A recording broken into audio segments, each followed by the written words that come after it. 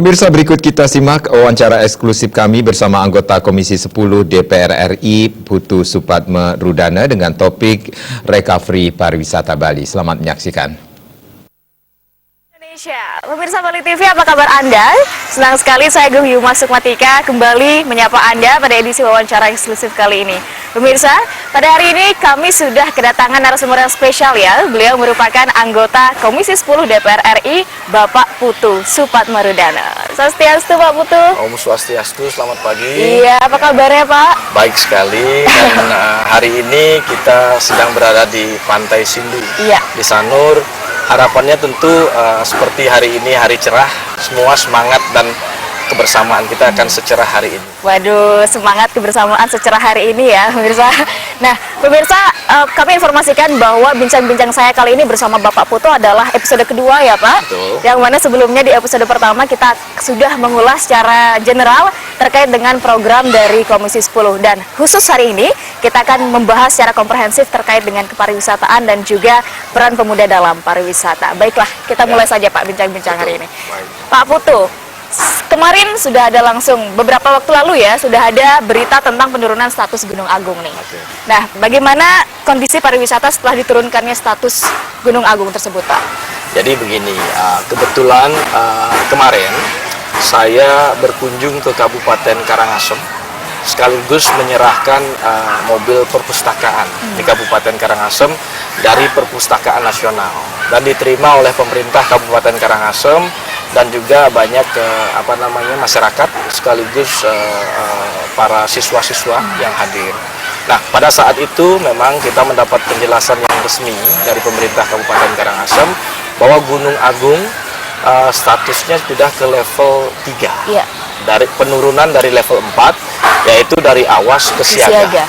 Dan radiusnya sudah menurun. Jadi radius yang ini sekarang adalah 4 km.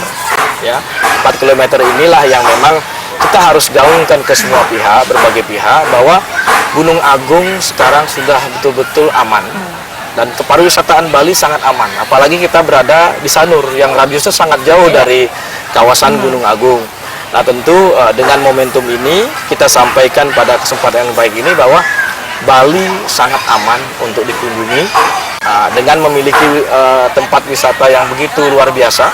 Salah satunya Pantai Sanur, yang lainnya juga ada Ubud, yang lain juga ada di Tanah Lot, Uluwatu, juga ada Kute. Nah ini semuanya sudah baik, dan hari ini kita bisa lihat banyak pihak yang sudah berada di Pantai Sanur. Memang Pantai Sanur ini menarik buat saya karena sewaktu saya kecil sering di sini untuk jalan-jalan, berolahraga, ya ibaratnya seperti nostalgia kembali, melihat kembali bagaimana keindahan Pantai Sanur bersama warga masyarakat, khususnya masyarakat Bali. Dan saya lihat tadi juga ada beberapa wisatawan asing dan juga wisatawan domestik, dan saya sempat menyapa mereka. Dan mereka berkomitmen semua untuk ikut menggaungkan bahwa Bali ini aman melalui sosial media kita. Dan tadi kita sempat juga selfie-selfie. Wow. Jadi memang Gunung Agung ini kita lihat memang dari kira-kira bulan November yang lalu saya juga sempat bertemu dengan pimpinan hotel ini, salah satunya manajer dan operational manajernya. Ini kita di Hotel Ina Sindu Beach ya. Yang pada intinya mereka mengatakan di bulan November itu penurunan cukup drastis. Dari okupansi kira-kira 70%, average di bulan November menurun sampai 30%. Wah, karena kondisi status awas Gunung Agung. Desember juga demikian, yang target mereka 90% closing hanya bisa mencapai 70%. Nah ini termasuk salah satu hotel yang saya lihat sangat intens dan sangat banyak tamu yang mengunjungi. Nah berarti kalau ini seperti itu, yang lainnya pasti lebih berat. Nah Januari mereka mengalami penurunan dari 70 ke 50%, tapi sudah ada peningkatan, dan Februari diharapkan meningkat lagi. Nah artinya sudah mulai membaik. Nah inilah momentum yang kita gunakan bersama, karena Bali 80% tergantung dari sektor pariwisata.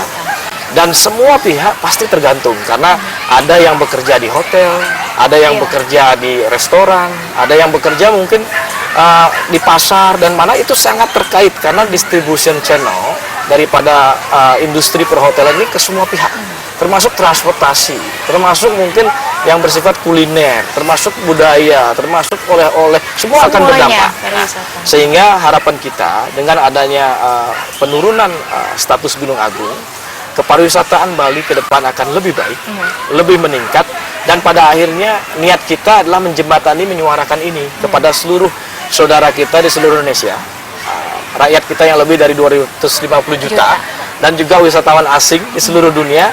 It's time to visit Bali. Saatnya mengunjungi Bali lagi dengan harapan apa? Karena memang surganya dunia itu ada di sini. Jadi inilah momentum pertama yang kita lihat, yaitu Gunung Agung sudah dalam tahapan yang membaik, dan kepariwisataan kita harapkan akan membaik ke depan. Baiklah, berarti pada saat level 4 pun kita juga menggaungkan kepada masyarakat dunia ya bahwa Bali aman. Apalagi sekarang statusnya sudah menurun, Pak ya. Betul. Jadi semakin gencar kita gaungkan kembali kepada masyarakat di Indonesia dan juga dunia bahwa Bali memang semakin aman. Saya apresiasi juga dari Bali Tourism Board, Gabungan Industri Pariwisata Indonesia, dan berbagai asosiasi yang secara proaktif bersama untuk membantu ya pengungsi Gunung Agung. Yang kedua, bersama membantu dalam proses recovery pariwisata Bali. Mereka sangat aktif dan proaktif melakukan ini, baik dari BTB GIPI maupun dari asosiasi yang lainnya seperti ASITA, seperti asosiasi lainnya juga. Nah, PHRI sangat aktif melakukan, gencar melakukan komunikasi. Ya, ada program, saya ingat juga Smile Bali Smile, ya kan? Jadi Bali is ready, we are ready. Nah, semua ini adalah dalam tahapan kita ingin berharap semua pihak tahu bahwa Bali itu aman. Nah, dari Kementerian Pariwisata, kita sudah melihat mereka sudah menggunakan dana recovery dalam kepariwisataan. Tentu ini perlu juga diajak bersinergi dari sektor industri pariwisata. Karena mereka lebih paham tentang kondisi. Nah, harapan kita, himbauan kita kepada Kementerian Pariwisata, memang mereka harus secara komprehensif melakukan mapping dan juga perencanaan, planning yang baik bagaimana menghadapi ini dalam jangka waktu ke depan. Karena jika kita lihat pariwisata kita di tahun 2017 kemarin yang ditargetkan adalah 15 juta. Nah, Kementerian Pariwisata sudah mencanangkan ini, pemerintah pusat, tapi yang tercapai adalah 13,7 juta. Jadi ada penurunan wisatawan mancanegara kira-kira 1,3 juta. Nah, target 2019 wisatawan kita adalah 20 juta.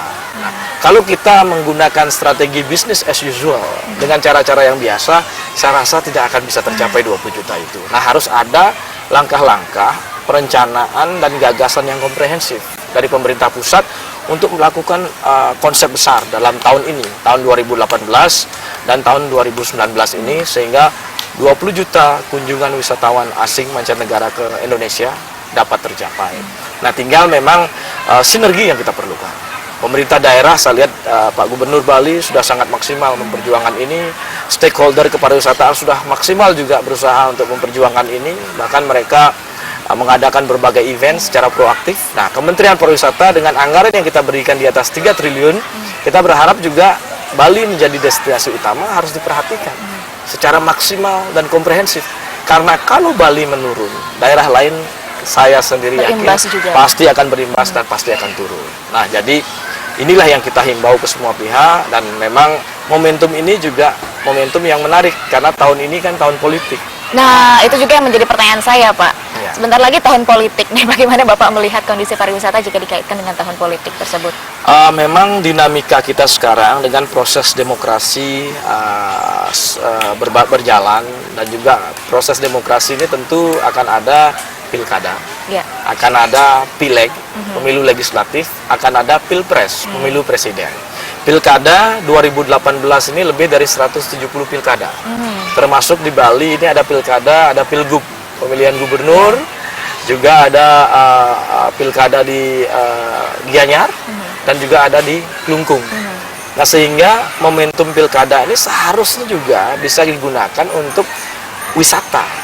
Nah, jadi kita himbau untuk berbagai partai politik ini, momentumnya memang pilkada itu kan berebut kekuasaan, itu esensinya. Tapi di sisi lain adalah justru bagaimana kontribusi daripada pilkada ini untuk ekonomi. Ini pasti ada. Jadi fungsi kontribusi ekonominya yaitu dengan memberikan kontribusi kepada kepariwisataan. Banyak pihak yang akan berpindah, apalagi dalam masa kampanye. Jadi kita bilang aja, misalnya kita melakukan kampanye pariwisata untuk pilkada kita ini. Jadi juga ini akan mendukung pariwisataan. Nah, yang lain yang terpenting adalah kondusivitas. Jadi semua harus berjalan dengan baik. Pilkada memang sangat dipikirkan oleh banyak pihak adalah suatu perbedaan, suatu pertarungan, suatu peperangan untuk memenangkan pilkada baik untuk gubernur maupun bupati. Tapi dalam momentum ini saya lihat adalah justru pilkada ini kita gunakan untuk konsep Bali ini sangat luar biasa, menyamu brayo. Kebersamaan kita untuk melayani, ngayah kepada masyarakat Bali. Nah, kalau ini bisa kita terjadi, sejalan dengan apa yang telah dilakukan oleh aparat penegak hukum, mencanangkan pilkada ini agar pilkada damai, saya pun mendorong dan sangat mendukung bahwa semua konsep-konsep dalam kampanye, semua konsep-konsep komunikasi ke masyarakat, justru yang dilakukan adalah menyatukan. Penuh kedamaian, penuh kebersamaan, dan akhirnya pilkada ini betul-betul akan memberikan kontribusi positif kepada masyarakat. Nah, jadi kan indah begitu. Jadi kalau suasana pilkada ini, suasana kebersamaannya terlihat, adu program yang baik, ya, adu komunikasi yang baik, lebih banyak untuk menyapa rakyat, lebih banyak untuk bertemu masyarakat, lebih banyak untuk memberikan perhatian yang langsung kepada rakyat. Nah, intinya pilkada ini kan itu.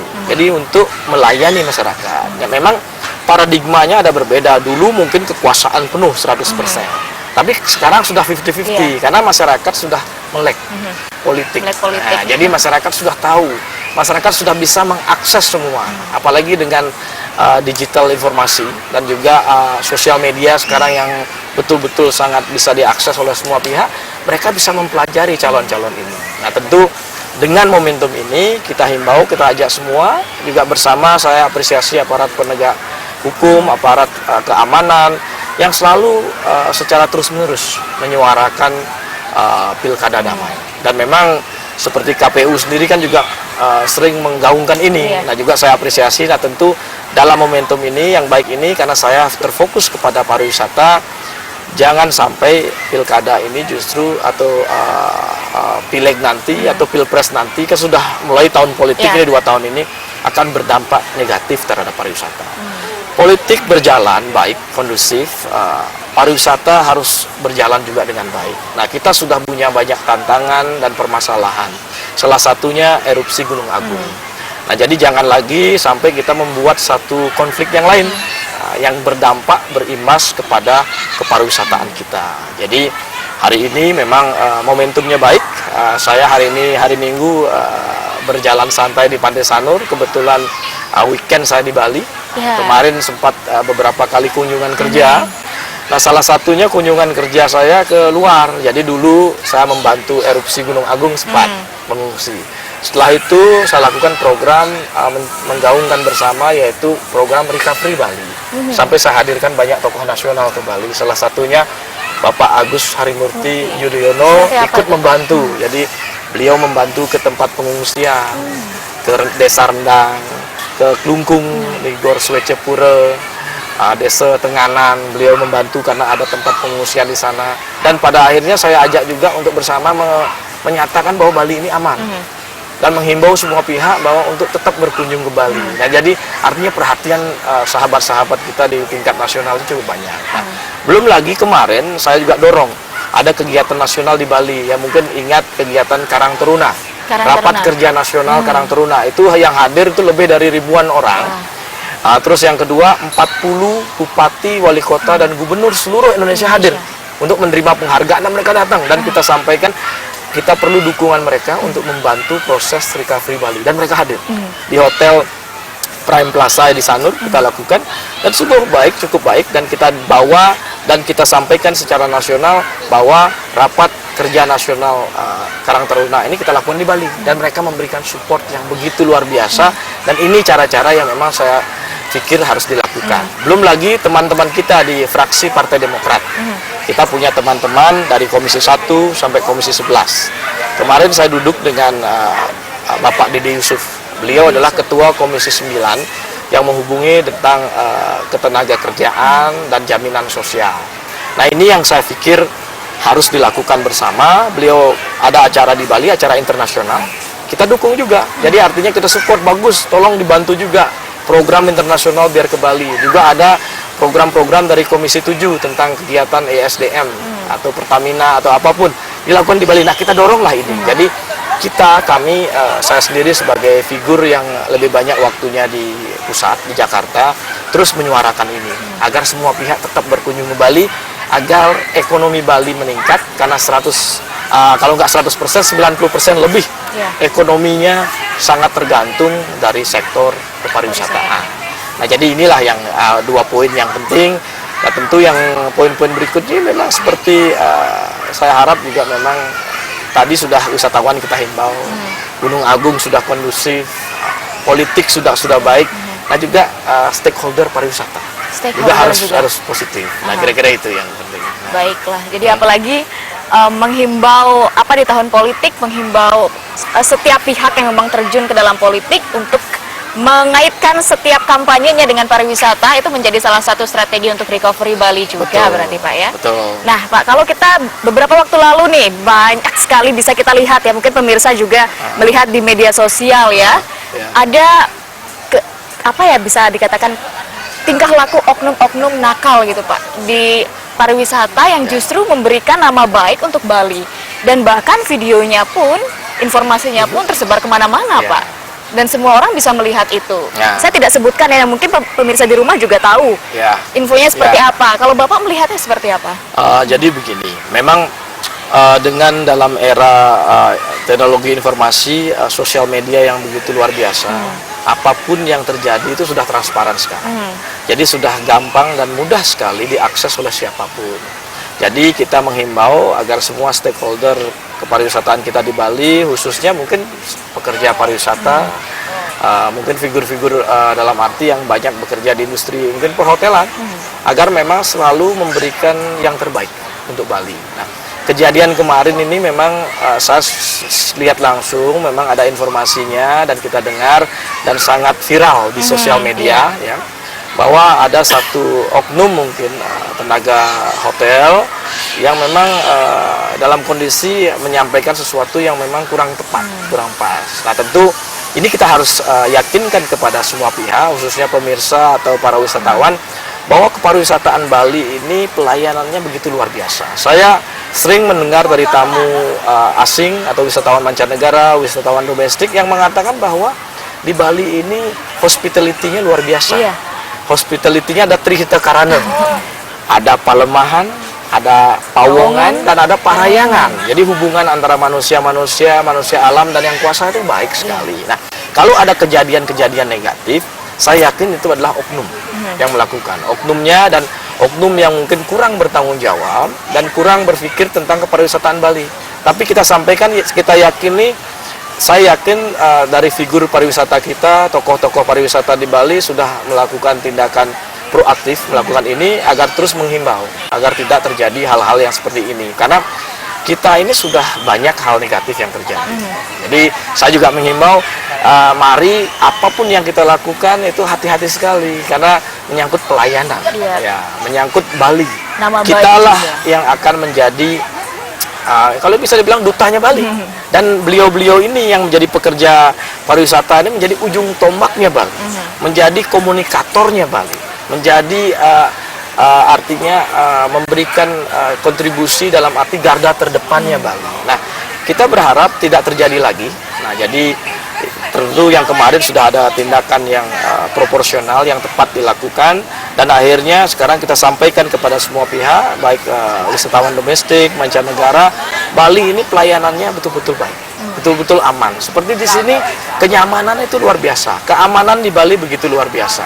Nah, tentu ke depan harapannya semua pihak akan mendukung ini, bersama-sama memajukan kepariwisataan Bali, dan pada akhirnya peningkatan wisatawan yang berkunjung ke Bali, khususnya dalam penanganan erupsi Gunung Agung ini, masa recovery ini akan terus meningkat, dan target yang kita ingin capai 20 juta wisatawan mancanegara pada tahun 2019 dapat terwujud dan tercapai. Nah, di momentum ini juga saya melihat bahwa Bali itu adalah milik kita bersama. Jadi Bali itu tidak hanya lagi dimiliki oleh masyarakat kita, masyarakat di Bali. Tapi Bali merupakan milik kita bersama, jadi mari. Bali ini kalau bahasa Balinya payuk jakan kita bersama.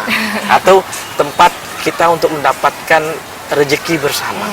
Dijaga bersama, dipromosikan bersama, digaungkan bersama. Dan akhirnya, nah saya ini mau menyentuh konsep generasi muda. Mungkin satu sisi nih, menarik. Terkait juga Pak ya? Ya, jadi generasi muda ini kita ingin mendorong bersama bahwa peningkatan sumber daya manusia di berbagai tempat, di berbagai bidang. Jadi saya mendorong kegiatan peningkatan SDM pariwisata ini tidak hanya saja di level-level perkotaan, tapi kita dorong harapannya sampai ke Banjar-Banjar, sampai ke desa-desa, ya, sampai juga pelatihan-pelatihan sosialisasi kepariwisataan itu akan membangun desa wisata, akan membangun desa budaya, dan akan membangun juga gerakan sadar wisata untuk semua pihak. Jadi melalui salah satunya Karang Taruna, saya terus berkomitmen untuk meningkatkan kompetensi, skill, dan juga pada akhirnya meningkatkan performance daripada generasi muda yang memang pada intinya mereka akan menjadi pelaku pariwisata ke depannya. Nah, ini yang kita inginkan, dan himbauan ini juga kalau mereka belum bekerja di sektor pariwisata, ya seperti tadi saya bertemu dengan teman-teman yang masih kuliah, tadi kebetulan ada rombongan, saya ajak bicara, Anda bisa berkontribusi untuk kepariwisataan Bali. Caranya gimana Pak? Anda selfie, Anda foto pemandangan yang bagus, Anda foto Gunung Agung paginya, Anda upload dan bilang Bali itu aman. Bali itu sudah aman untuk dikunjungi, Bali itu sudah sangat bisa dikunjungi, dan akhirnya kita viralkan bersama. Jadi Bali is safe, we are always ready untuk melayani, Bali aman, kita semua bisa menerima wisatawan domestik dan mancanegara ke Bali, dan tentu teman-teman ini menjadi pilar tulang punggung dalam kemajuan kepariwisataan khususnya di Bali dan juga kepariwisataan Indonesia. Nah, makanya peran penting generasi muda itu saya lihat sangat-sangat besar dalam pembangunan kepariwisataan khususnya di Bali dan pada umumnya di Indonesia. Karena sektor ini akan terus mengalami peningkatan ke depan dan akan memberikan devisa yang besar kepada peningkatan baik itu APBD maupun APBN. Nah, kira-kira begitu. Dan tentu sosial media ini terus kita lakukan, dan saya juga berusaha untuk aktif di sosial media. Itu menjadi strategi yang jitu Pak ya, berarti untuk memviralkan bahwa Bali ini aman, karena cepat gitu ya, dapat diketahui oleh banyak orang dengan cepat dalam hitungan detik saja. Betul. Semua orang sudah bisa lihat bagaimana kondisi. Betul, jadi strategi, dan saya sempat duduk dengan banyak pihak termasuk dengan pemerintah pusat. Jadi anggaran yang sudah diberikan besar ini tolong dicarikan cara-cara lagi untuk mempercepat peningkatan wisatawan mancanegara kita. Jadi yang menjadi ikon dalam arti marketersnya yang melakukan promosi dan marketing itu biar masyarakat aja. Jadi mungkin wisatawan atau blogger-blogger atau orang-orang yang aktif di sosial media untuk menyuarakan. Makanya saya ajak semua pihak, ayo sekarang jadi duta-duta untuk penyuara kepariwisataan Bali, penyuara kepariwisataan Indonesia, dengan harapan apa? Akhirnya kita bisa memiliki satu mindset bersama bahwa pariwisata itu menjadi sangat penting dalam komunikasi kita di tatanan internasional. Karena memang seperti kemarin saya sempat pergi ke negara Maroko, ya. Jadi saya juga bicara ya di sana, menyampaikan dengan ketua parlemen, dengan kamar dagangnya, kadinnya Maroko, ya, juga dengan asosiasi pariwisata, dengan wali kota, beberapa wali kota kita bertemu, dan juga dengan masyarakat Indonesia yang di Maroko dan kedutaan besar. Kita sampaikan agar mereka menjadi penggaung kepariwisataan Indonesia, dan mereka siap karena hubungan Maroko dengan Indonesia itu sudah terjalin cukup lama dari tahun 50-an waktu konferensi Asia Afrika itu. Nah, dan mereka sangat terbuka dan membuka diri untuk kerjasama, peningkatan kerjasama dalam sektor pariwisata. Indonesia adalah pintu gerbangnya Asia jika dilihat waktu konferensi Asia Afrika, bukan saja ASEAN tapi Asia. ASEAN sendiri memiliki penduduk lebih dari 600 juta. Indonesia lebih dari 250 juta. Maroko penduduknya itu kira-kira 35 juta. Wisatawan yang datang ke mereka adalah 11 juta. 35 juta, wisatawan yang masuk 11 juta. Di Indonesia penduduknya 250 juta, wisatawannya 13,7 juta. Jadi ada hampir sama lah. Tapi kalau jumlah penduduk kita masih ketinggalan dari persentase itu. Nah, jadi dengan demikian sangat tepat kalau kita berpikir ke depan bahwa MOU antara Indonesia dengan Kerajaan Maroko ini perlu ditingkatkan. Maroko merupakan pintu gerbang menuju Afrika dan Eropa. Iya. Indonesia pintu gerbang menuju ASEAN dan Asia. Sehingga kalau kedua negara ini bersinergi untuk sinergi kepariwisataan, saya yakin peningkatannya sangat besar. Karena pintu gerbang Eropa dan Afrika adalah Maroko. Pintu gerbang ASEAN dan Asia adalah Indonesia. Jadi bayangkan kalau kekuatan ini berjalan dengan baik, sehingga akses-akses ini akan berjalan, akan memberi kontribusi yang maksimal terhadap kepariwisataan Bali dan kepariwisataan Indonesia. Dan memang kita berharap ke depan airline kita, flagship airline kita Garuda, ya memang harus mengambil langkah proaktif juga gitu. Jadi kan itu airline-nya pemerintah. Sejauh ini belum ada yang langsung. Belum ada direct flight dari Indonesia Menuju ke Maroko. Ya, jadi Maroko sendiri belum ada juga pesawatnya yang langsung ke Indonesia atau ke Jakarta ataupun ke Bali. Nah, kita kemarin juga hasil yang kita capai, kita mengundang berbagai pihak di Maroko, ketua parlemennya, wali kotanya, masyarakatnya kita himbau dalam pertemuan di sana untuk berkunjung ke Bali dan berkunjung ke Indonesia. Dan mereka, wah kalau ke Bali kita senang sekali dan namanya memang sudah terkenal dan memang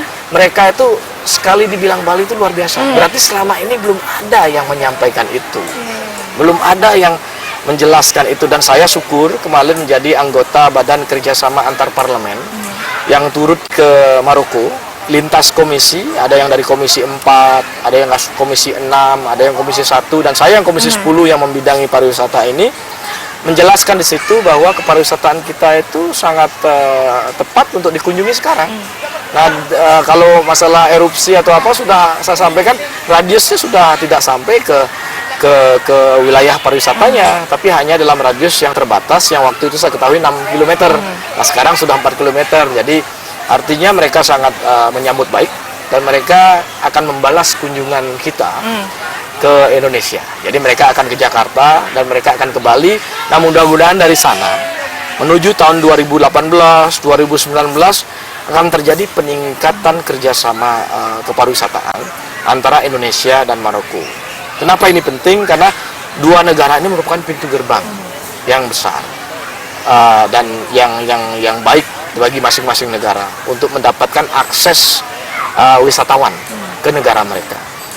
Bayangkan 250 dan 600 tadi, dan kita juga berpikir masyarakat Eropa yang begitu banyak dan juga masyarakat Afrika yang juga begitu banyak. Jadi Maroko ini letaknya memang di Afrika, tapi dia paling ujung. Paling dekat dia dengan Spanyol. Iya. Jadi ada nuansa Eropa ya? Dan mereka juga dulu sempat dijajah oleh Prancis. Jadi bahasa mereka ada dua, bahasa Arab dan bahasa Prancis. Jadi menarik. Jadi penggabungan antara Eropa dan Arab. Jadi kira-kira itu. Nah, momentum ini juga kita gunakan sekarang, mungkin momentum yang baik ini kita ajak semua pihak untuk bergandengan tangan untuk memajukan kepariwisataan Bali, saling bahu-membahu, saling membantu, saling berkontribusi. Jadi Bali ini milik kita bersama. Kepariwisataan Bali kalau baik, kita semua yang dapat rezeki. Iya. Jadi mari sekarang kita jaga keamanan, kita gaungkan kebaikannya, kita gaungkan keamanan yang sudah erupsi Gunung Agung ini sudah sangat terbatas efeknya kepada yang lain, sehingga ke depan okupansi hotel akan lebih meningkat, kunjungan wisatawan domestik mancanegara akan lebih meningkat, dan pada akhirnya target kepariwisataan Indonesia dan Bali dapat tercapai dengan baik dan maksimal. Karena Bali merupakan destinasi utama yang memberikan kontribusi 40% dan mungkin nanti akan ditargetkan 50% dari kunjungan wisatawan mancanegara. Dan saya terus berusaha untuk aktif. Itu ada Instagram saya, jadi @putusupadmarudana. Jadi mudah-mudahan saya menghimbau, mari kita gaungkan bersama. Kalau ada informasi yang baik melalui Instagram, sosial media, kita bisa berinteraksi, berkomunikasi. Jadi kalau ada foto yang bagus, kita upload, nggak apa-apa, tag aja ke saya, nanti saya like. Nah, jadi artinya di era sosial media ini, mari sama-sama kita menggaungkan hal-hal yang baik untuk Bali hal-hal yang baik untuk Indonesia. Jadi Bapak Putu ini sangat sangat terbuka kepada masyarakat Ya. gitu pemirsa. Ya. Jadi sekarang sosial medianya jangan hanya digunakan untuk selfie yang mungkin singkirkan yang sedikit tidak berguna begitu ya.